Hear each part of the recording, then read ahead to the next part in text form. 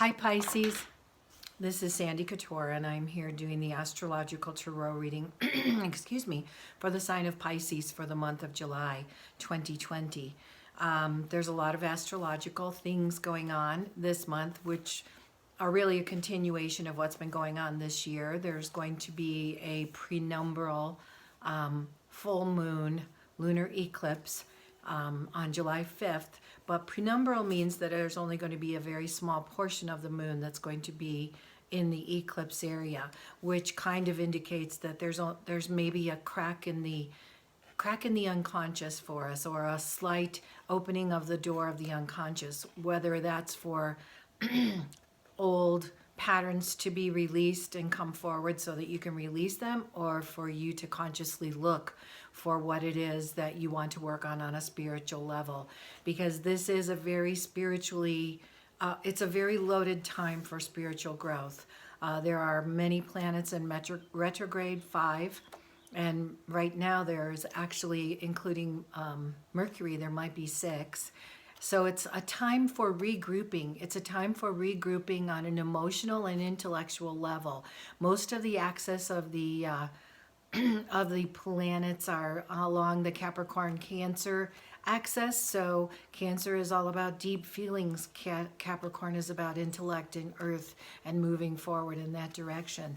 So it's just a time for all of us to regroup this month. Take a look at old ways of being, move forward in a more understanding and gentle way with yourself. And with all the retrogrades, please be sure that you get all kinds of information about any new projects or directions you're going in. It is a good time to do that, but it needs to be done in a measured way. So the first card that I pulled for you, Pisces, is actually an interesting and can be a confusing card. Pentacles are all about money and financial well-being. And the four in numerology is always a wonderful card. It's kind of about, being completely in balance and being secure. But these pentacles, you can see, are building a wall in front of this woman, and she has one on her head. And it feels like, for some reason, intuitively, it feels like this woman is fearful to be generous of herself at this particular time. And she has all the wherewithal. She has everything she needs to reach out to people and to actually help them. But for some reason, it feels as though the place where Pisces sun people might be right now is to be in fear of extending themselves.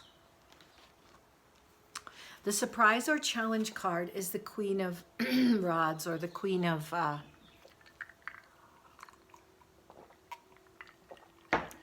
Wands. And wands or rods are very spiritual. The Queen of Wands is the most intuitive and spiritual card in the wand suit. She has actually reached a degree of deep intuitive knowing. Like when you somehow meet someone and you know that you're going to be their friend, or when an opportunity arises and you just know deep inside that that's going to be right for you. So what this card as a challenge card is saying to you, Pisces, is to let go of being fearful and not sharing who you are with others, and to know and trust your intuitive feelings. Don't second guess them, because they almost always are spot on. The process card for you to go through this month is the Fool card. And the Fool is all about having hope and innocence, and not looking at things in a way that makes you question whether the intentions are good or not good. So move through this month with hope and innocence and adventure. And if you can do that, if you can let go of fear of sharing yourself, listen to your deep intuition, move through the month with hope and lightness, the outcome card for you is the Sun card.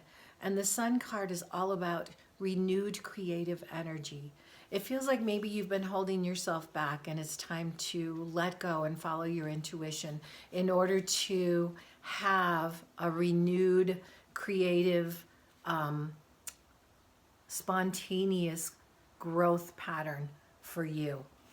So I hope that was helpful for you Pisces out there, and I hope you have a wonderful July. Thank you for listening, and I'll be back next month. Bye now. Bye now.